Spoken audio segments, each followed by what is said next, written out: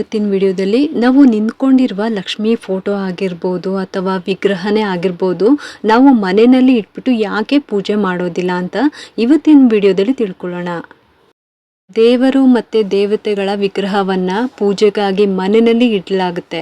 ಮನೆಯಲ್ಲಿ ಯಾವುದೇ ದೇವರ ಪ್ರತಿಮೆಯನ್ನು ತರುವಾಗ ಮತ್ತು ಅದನ್ನು ಸ್ಥಾಪಿಸುವಾಗ ಯಾವ ನಿಯಮಗಳನ್ನು ಮನಸ್ಸಿನಲ್ಲಿಟ್ಟುಕೊಳ್ಳಬೇಕು ಅನ್ನೋದನ್ನು ಧರ್ಮಗ್ರಂಥಗಳಲ್ಲಿ ಹೇಳಲಾಗಿದೆ. ಇದಲ್ಲದೆ ಮನೆಯಲ್ಲಿ ದೇವರ ಎಂತಹ ವಿಗ್ರಹಗಳನ್ನು ಇಡಬೇಕು ಅನ್ನೋದನ್ನು ಸಹ ಧರ್ಮಗ್ರಂಥಗಳಲ್ಲಿ ಹೇಳಲಾಗಿದೆ.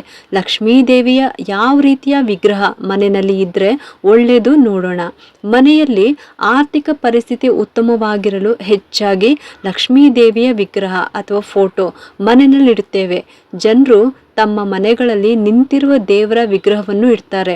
ನಿಂತಿರುವ ವಿಗ್ರಹವನ್ನು ಮನೆಯಲ್ಲಿ ಸ್ಥಾಪಿಸಬಾರದು ಎಂದು ಧರ್ಮಗ್ರಂಥಗಳಲ್ಲಿ ಹೇಳಲಾಗುತ್ತೆ. ವಿಶೇಷವಾಗಿ ಲಕ್ಷ್ಮೀ ದೇವಿಯ ವಿಗ್ರಹವನ್ನು ಮನೆಗೆ ತರುತ್ತಿದ್ದರೆ ನಿಂತಿರುವ ಭಂಗಿಯಲ್ಲಿರುವ ಪ್ರತಿಮೆಯನ್ನು ಅಥವಾ ಫೋಟೋವನ್ನು ಆಯ್ಕೆ ಮಾಡುವುದನ್ನು ತಪ್ಪಿಸಿ. ಯಾಕೆ ಲಕ್ಷ್ಮೀ ದೇವಿಯ ನಿಂತಿರುವ ವಿಗ್ರಹ ಇಡಬಾರ್ದು ಅನ್ನೋದನ್ನು ಇವಾಗ ತಿಳ್ಕೊಳ್ಳೋಣ. ಲಕ್ಷ್ಮೀ ದೇವಿಯ ಸ್ವಭಾವವು ಚಂಚಲವಾಗಿದೆ ಎಂದು ಧರ್ಮಗ್ರಂಥಗಳು ಹೇಳುತ್ತವೆ. ಲಕ್ಷ್ಮೀ ದೇವಿಯು ಯಾವುದೇ ಒಂದು ಸ್ಥಳದಲ್ಲಿ ದೀರ್ಘಕಾಲ ಉಳಿಯೋದಿಲ್ಲ. ಹೀಗಿರುವಾಗ ನಿಂತಿರುವ ಲಕ್ಷ್ಮೀ ದೇವಿಯ ಫೋಟೋ ಅಥವಾ ವಿಗ್ರಹ ಅಂದರೆ ಆಕೆ ಅಲ್ಲಿ ಹೆಚ್ಚು ದಿನ ಉಳಿಯೋದಿಲ್ಲ ಅನ್ನೋದನ್ನು ಸೂಚಿಸುತ್ತೆ. ನಿಂತಿರುವ ಭಂಗಿಯಲ್ಲಿರುವ ಲಕ್ಷ್ಮೀ ದೇವಿಯ ಪ್ರತಿಮೆಯನ್ನು ಆಕೆಯ ಚಂಚಲತೆಯನ್ನು ಸೂಚಿಸುತ್ತೆ. ಅಲ್ಲದೆ ಆಕೆ ಬೇಗ ಮನೆಯಿಂದ ಹೊರಟೋಗ್ತಾರೆ ಅನ್ನೋದನ್ನು ಹೇಳುತ್ತೆ. ಹಾಗಾಗಿ ತಪ್ಪಿಯೂ ನಿಂತಿರುವ ಭಂಗಿಯಲ್ಲಿರುವ ಲಕ್ಷ್ಮೀ ದೇವಿಯ ವಿಗ್ರಹ ಮನೆಗೆ ತರಬಾರ್ದು. ಸಂಪತ್ತು ಮನೆಯಲ್ಲಿ ಎಂದಿಗೂ ಉಳಿಯೋದಿಲ್ಲ ಅನ್ನೋದನ್ನು ಇದು ಸೂಚಿಸುತ್ತೆ. ಮನೆಗೆ ಎಷ್ಟು ಬೇಗ ಹಣ ಬರ್ತದೆಯೋ ಅಷ್ಟು ಬೇಗ ಹೋಗುತ್ತೆ. ಹಾಗಾಗಿ ಈ ಭಂಗಿಯಲ್ಲಿರುವ ಲಕ್ಷ್ಮೀ ದೇವಿಯ ಪ್ರತಿಮೆಯನ್ನು ಮನೆಗೆ ತರಬಾರ್ದು. ಇದರಿಂದ ಸಮಸ್ಯೆಗಳೇ ಹೆಚ್ಚು. ಮನೆಯಲ್ಲಿ ಪದೇ ಪದೇ ಹೆಚ್ಚು ಖರ್ಚು ವೆಚ್ಚ ಆಗುತ್ತೆ ಮತ್ತು ಹಣದ ಕೊರತೆಯು ಕಾಲಕ್ಕೆ ಕಾಡುತ್ತದೆ. ಹಾಗಾಗಿ ಯಾವಾಗಲೂ ಕುಳಿತಿರುವ ಲಕ್ಷ್ಮೀ ದೇವಿಯ ಪ್ರತಿಮೆಯನ್ನು ತರಬೇಕು.